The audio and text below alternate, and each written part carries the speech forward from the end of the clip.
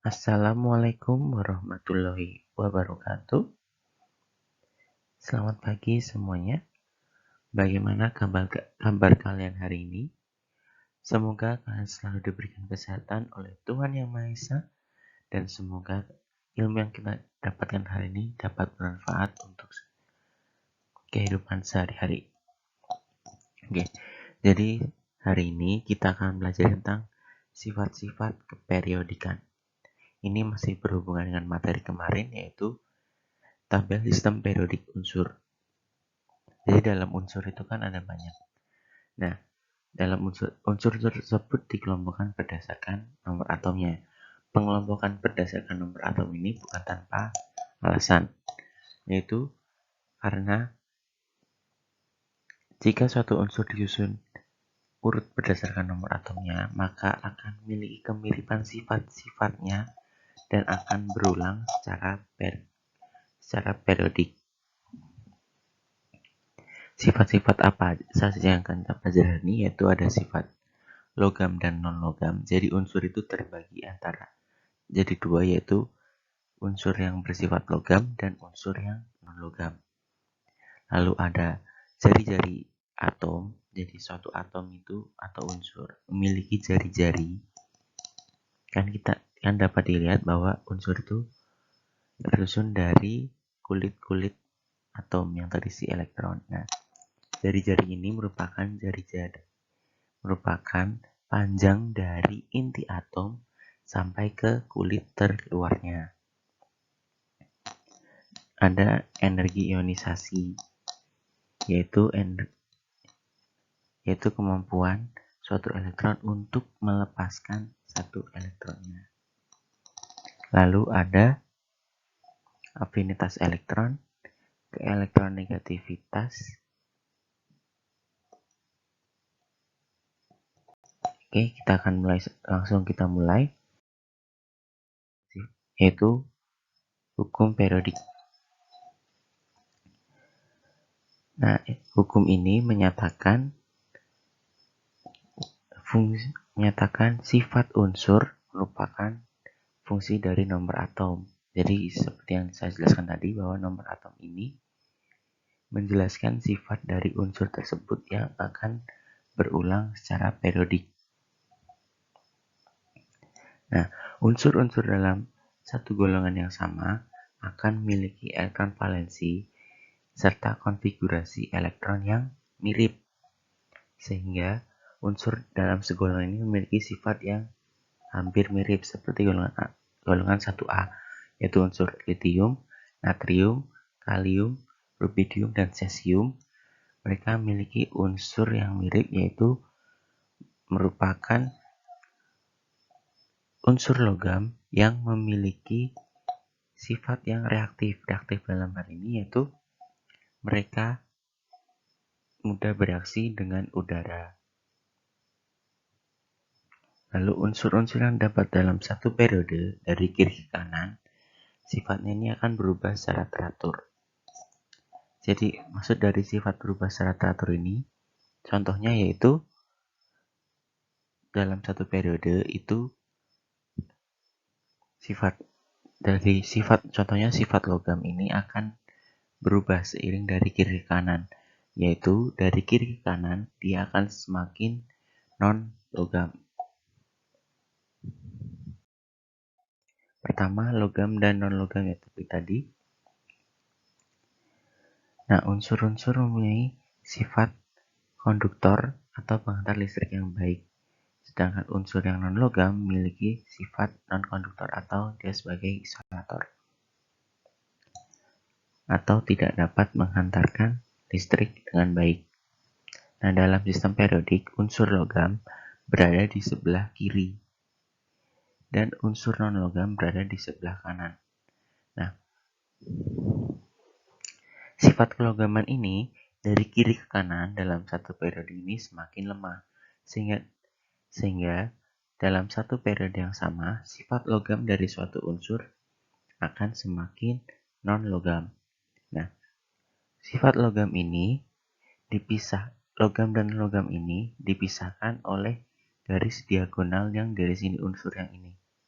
yaitu unsur B, Si, Ge, As, Sp, Te, Po, dan At. Jadi mereka ini merupakan unsur metaloid atau unsur semi logam, di mana unsur ini memisahkan antara unsur logam yang terletak pada golongan 1A, 2A, dan semua golongan B merupakan unsur logam. Sedangkan dan non-logam dari golongan 4A sampai 8A. Ini merupakan unsur non-logam. Ini ada keterangannya. Nah, kalau dari dalam satu periode dia semakin berkurang sifat logamnya, berkebalikan dengan dalam satu golongan. Dalam satu golongan dari atas ke bawah, sifat kelogamannya akan semakin kuat. Nah, buktinya dapat terlihat pada golongan 4A. Dia dari atas ke bawah ini kan dia semakin logam. Karena dari atas dia non-logam, semi logam atau metaloid, lalu ke logam. Jadi kelogamannya dia semakin kuat. Itu golongan yang 4A. Begitu pula dengan golongan yang lain dari atas ke bawah, dia akan semakin besar sifat kelogamannya. Nah, selanjutnya ada jari-jari atom. Seperti yang saya jelaskan di awal tadi, jari-jari atom ini merupakan jarak dari pusat atau inti atom sampai kulit terluar yang terisi atau ditempati oleh elektron. Nah, panjang pendeknya jari-jari atom ini dipengaruhi oleh dua faktor, yaitu jumlah kulit elektron dan muatan inti.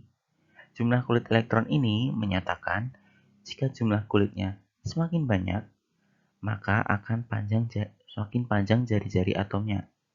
Dengan kata lain, jika dapat kita lihat pada konfigurasi elektronnya, jika bilangan kuantum terbesarnya dia semakin besar, maka jari-jari atomnya akan semakin besar.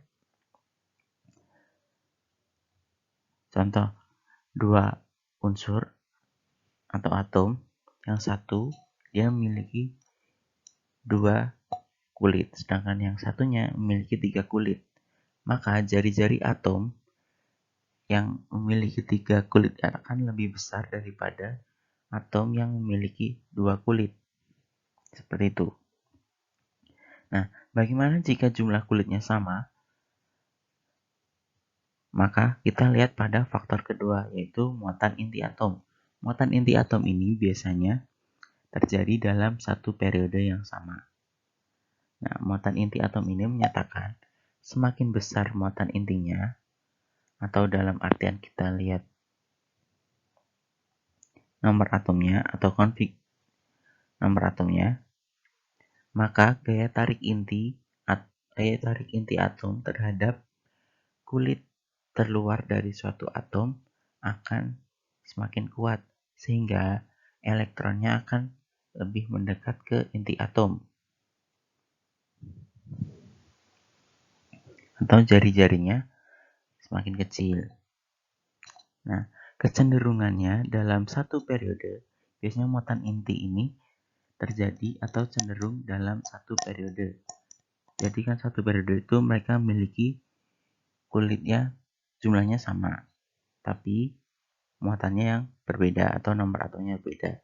Jadi dalam satu periode dapat disimpulkan bahwa jari-jari atom dari kiri ke kanan itu akan semakin kecil. Sedangkan dalam satu golongan dari atas ke bawah, jari-jari atomnya akan semakin besar atau semakin panjang. Nah, selanjutnya ada energi ionisasi. Energi ionisasi merupakan energi yang diperlukan untuk melepas elektron yang terikat paling lemah oleh suatu atom-atom atau ion dalam wujud gas. Besarnya energi ionisasi ini merupakan ukuran mudah tidaknya suatu elektron untuk terlepas dari atom. Nah, besarnya energi ionisasi ini dipengaruhi juga oleh jari-jari suatu atom. Jika jari-jari Nah, jika jari-jarinya dia semakin besar, maka gaya tarik inti terhadap kulit terluarnya akan semakin lemah, sehingga semakin mudah elektron tersebut untuk lepas dari atom tersebut, atau semakin kecil energi yang digunakan untuk melepas elektron tersebut, sehingga elektron tersebut lebih mudah untuk lepasnya. Begitu juga sebaliknya, jika jari-jarinya semakin pendek, maka jarak antara inti atom dengan kulit terluarnya akan semakin pendek atau semakin dekat, sehingga gaya tarik inti atom terhadap kulit terluarnya akan semakin kuat.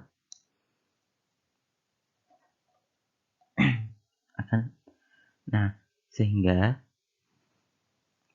energi yang diperlukan untuk melepas elektron tersebut semakin besar, sehingga elektron akan lebih sukar untuk lepas dari atom. Nah, dari pernyataan tersebut dapat kita simpulkan bahwa kecenderungan energi ionisasi dalam satu periode dari kiri ke kanan itu kan jari-jarinya semakin kecil, sehingga jarak inti atom dengan kulit terluarnya akan semakin dekat.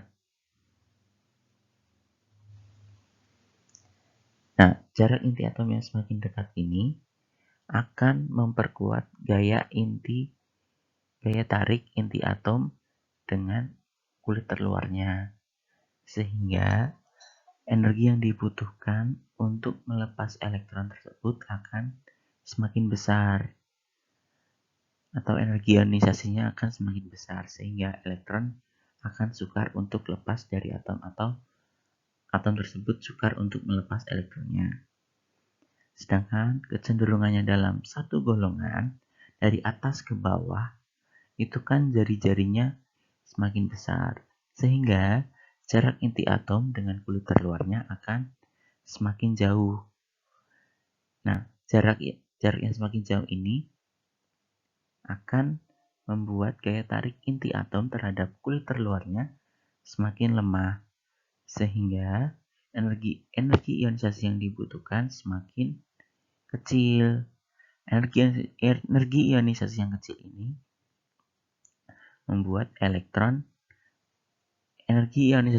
ini membuat atom lebih mudah untuk melepaskan elektronnya. Nah, untuk lebih mudahnya diibaratkan sebuah balon yang terbang jauh. Kalau balonnya itu terbang jauh, kalian kan susah untuk menggapainya. Sedangkan kalau balon itu dekat dengan kalian jaraknya, kalian lebih mudah untuk menggapainya. Begitu pula dengan energi ionisasi ini. Jika jaraknya jauh, maka elektron itu akan semakin mudah untuk lepas. Jika jaraknya dekat, maka akan semakin sukar untuk lepas. Seperti itu ya. Nah, selanjutnya ada afinitas elektron. Afinitas elektron ini merupakan besarnya energi yang dihasilkan atau dilepaskan oleh suatu atom jika menarik sebuah elektron. Nah, ini merupakan kebalikan dari energi ionisasi. Jika energi ionisasi tadi melepaskan elektron, maka afinitas elektron ini menangkap elektron. Nah, jika semakin besar afinitas elektronnya atau energi yang dilepas oleh suatu atom, maka atom tersebut cenderung lebih mudah untuk menarik elektron dan menjadi ion. Ada kata menarik elektron, maka dia akan bermuatan negatif atau ionnya bertambah. Nah, begitu pula sebaliknya, jika afinitasnya semakin kecil atau semakin kecil energi yang dilepas oleh suatu atom untuk menangkap elektron, maka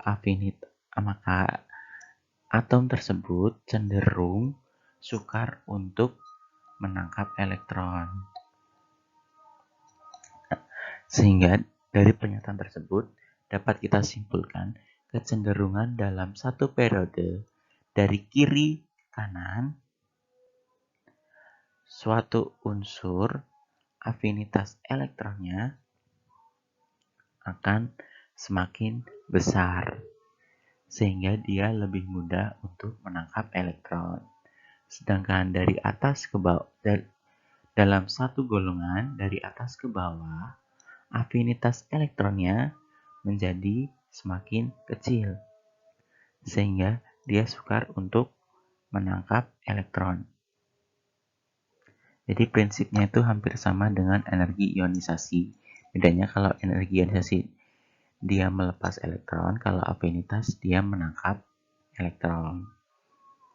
Kalau dari kiri ke kanan itu kan energi ionisasi semakin besar. Untuk afinitas elektron juga sama. Dari kiri ke kanan dia semakin besar. Tapi kalau energi ionisasi dia melepas, kalau afinitas dia menangkap elektron. Nah, sekarang kita masuk pada keelektronegatifan. Ini merupakan subbab terakhir ya. Jadi keelektronegatifan ini merupakan kecenderungan suatu atom untuk menarik pasangan elektron yang digunakan bersama untuk membentuk suatu ikatan. Sehingga dapat kita jelaskan bahwa semakin besar keelektronegatifan suatu atom, maka dia akan semakin mudah untuk menangkap atau menarik pasangan elektron. Nah, jika keelektronegatifannya dia semakin kecil, maka kecenderungan suatu atom untuk menarik suatu elektron itu semakin sukar, sehingga atom tersebut akan semakin sukar untuk menarik elektron atau pasangan elektron. Prinsip ini berkebalikan dengan energi ionisasi. Jika dalam energi ionisasi dia semakin besar, dia semakin mudah untuk melepas elektron. Sedangkan jika keelektronegatifannya semakin besar, maka dia semakin mudah untuk menarik elektron. Begitu juga sebaliknya, semakin kecil, maka ionisasinya semakin kecil. Sehingga dia sukar untuk melepas elektron. Jika elektronegatifannya kecil, maka semakin sukar untuk menangkap elektron.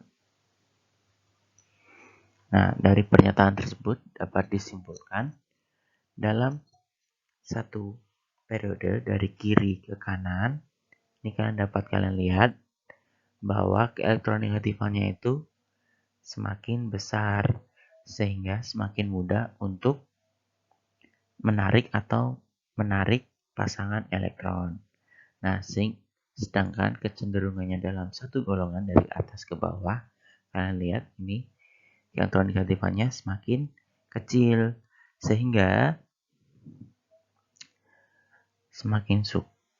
suatu atom tersebut akan semakin sukar dalam menarik suatu elektron.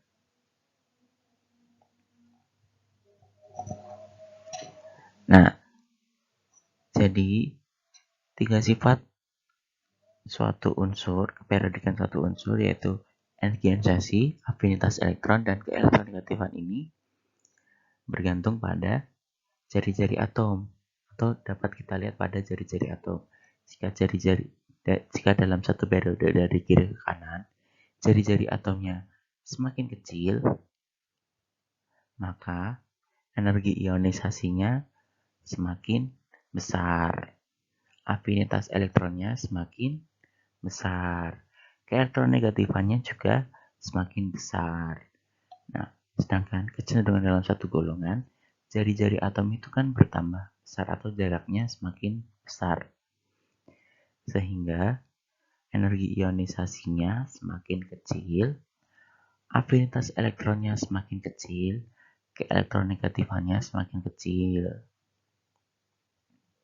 Seperti itu.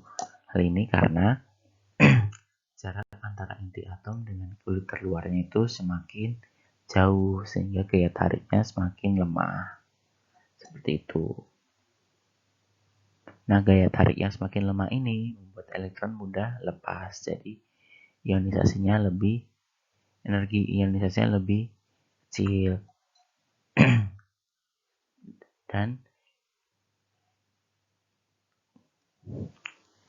gaya tarik yang semakin lemah ini juga membuat suatu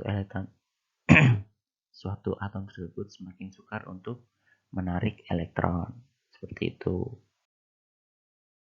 Sekian materi kita hari ini.